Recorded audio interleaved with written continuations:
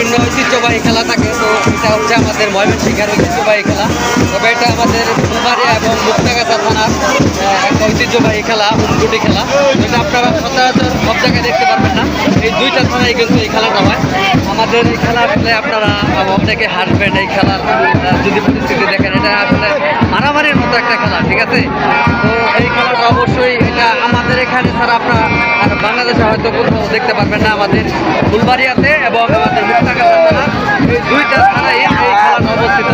আর এই দিন হলেই মানে বিশেষ করে এই পুরো ধান কাটার পরে কিন্তু আমাদের এখানে এই খেলাটা হয়। আমাদের ঐতিহ্যবাহী খেলা, এটাকে বলা হয় যে হুমগুটি খেলা। তো আপনারা আজকে দেখতে পাচ্ছেন খেলাটা কিন্তু ব্যাপকভাবে কিন্তু খেলা জমেছে। অনেক মানুষ, হাজার হাজার মানুষ কিন্তু এই খেলায় অংশগ্রহণ করেছে। কিন্তু এটা কিন্তু শক্তির খেলা, এটা শক্তি দিয়ে খেলতে হয়। এটা শক্তি দিয়ে যেই দিকে নিতে পারে দেখানোর জন্য আজকে এই খেলাতে আমি আসছি। তো ধন্যবাদ সবাইকে, ভালো থাকবেন, খেলা উপভোগ করতে থাকেন।